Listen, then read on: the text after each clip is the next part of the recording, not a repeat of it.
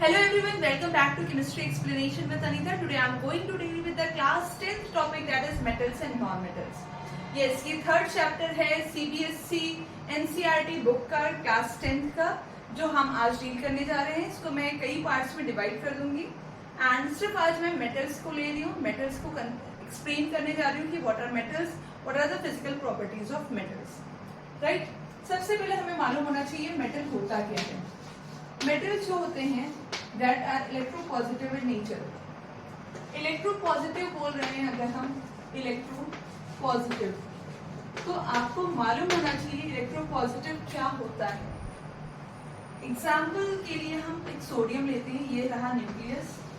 Electrons हमें मालूम है फर्स्ट शेल हुई, सेकेंड शेल हुई, 6, 7, 8 एंड लास्ट शेल हुई 1. सोडियम का atomic number 11, atomic mass 23. This is the representation of the electrons. Electron इस तरह से हैं. ये इलेक्ट्रॉन लूज करेगा. Why it loses the electron? To attain the stability. एक इलेक्ट्रॉन लूज करे स्टेबिलिटी के लिए. स्टेबिलिटी का रूल क्या है?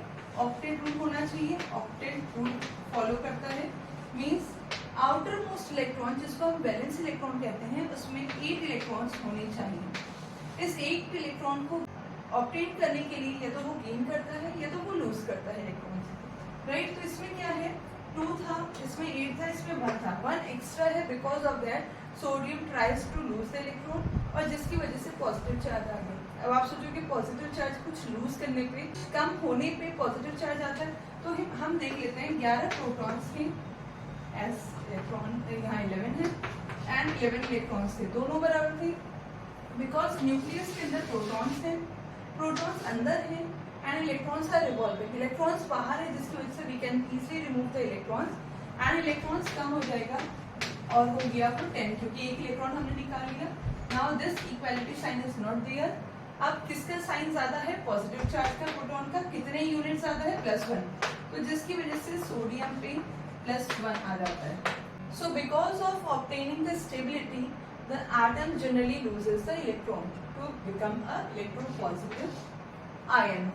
Okay, cation फॉर्म करता है. तो अब हम इसकी प्रॉपर्टीज देख लेते हैं. वो भी कौन सी property? Physical property.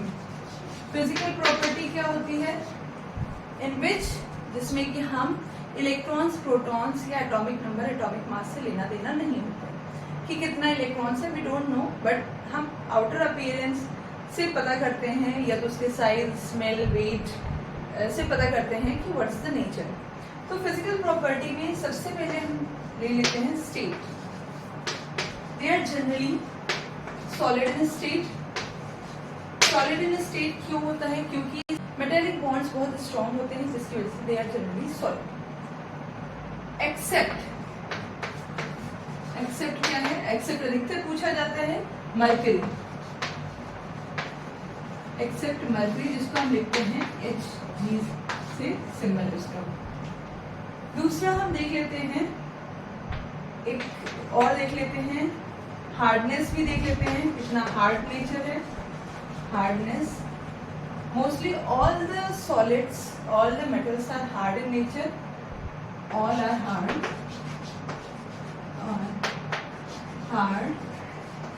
except potassium and sodium. Potassium and sodium are very soft and they are cut by the help of the knife. ये हो गया. तीसरा, क्योंकि हम स्टेट की बात कर रहे हैं तो मेल्टिंग पॉइंट ले लेते हैं. मेल्टिंग पॉइंट, अगर स्ट्रॉन्ग बॉन्ड्स हैं, मान लो इसमें बहुत स्ट्रॉन्ग बॉन्डिंग है and we have to break this bond, तो उतना ही हम हीट करेंगे.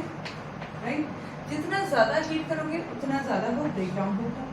तो इसका हाई जनरली होता है हाई मेल्टिंग पॉइंट. अब हाई मेल्टिंग पॉइंट क्यों हुआ? सिर्फ बॉन्ड की वजह से हो रहा है. तो अगर पूछा जाएगा व्हाई आयनिक बॉन्ड्स या तो why metals have a high melting point, तो कहोगे because the strong metallic bonds are there, because of that they have a high melting point. इसमें भी एक्सेप्शंस आते हैं. एक्सेप्ट सीजियम एंड गैलियम, इनका क्या होता है? बहुत लो मेल्टिंग पॉइंट होता है, low melting point, right. Low melting point होने की वजह से ये हाथ में पाम में लिया जाता है, तो इसे स्टार्टेड मेल्टिंग। नेक्स्ट क्या है, और वो भी मेल्टिंग क्यों हो रही है, आपको होगी कि मेल्टिंग पॉइंट आपने कहा कि हाई मेल्टिंग पॉइंट होता है because of the metallic bonds. जैसे जैसे नीचे साइज बढ़ता जाता है, साइज बढ़ता गया तो न्यूक्लियस का अट्रैक्शन इलेक्ट्रॉन के टुवर्ड्स उतना नहीं रहता है, जिसकी वजह से उनका मेल्टिंग पॉइंट और ये तो उतने इफेक्टिव बॉन्ड्स नहीं बन पाते हैं, जिसकी वजह से मेल्टिंग पॉइंट लो होता है। नेक्स्ट ले लेते हैं मेलिएबिलिटी।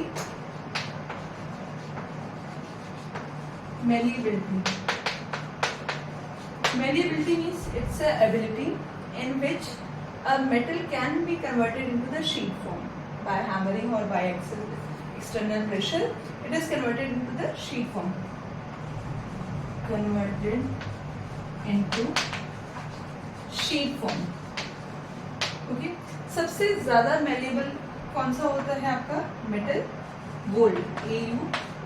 गोल्ड जो है, gold and silver is the most malleable metal.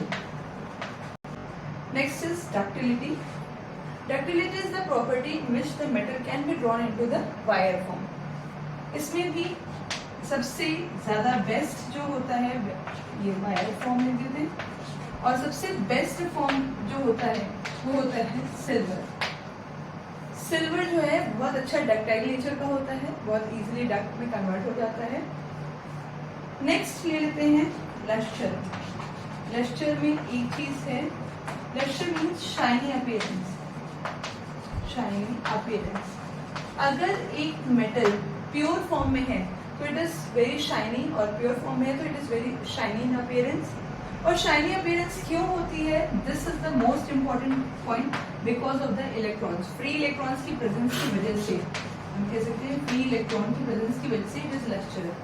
Electrons rotate होते रहते हैं, घूमते रहते हैं, रिवॉल्व होते रहते हैं, लाइट आई रिफ्लेक्ट हुई।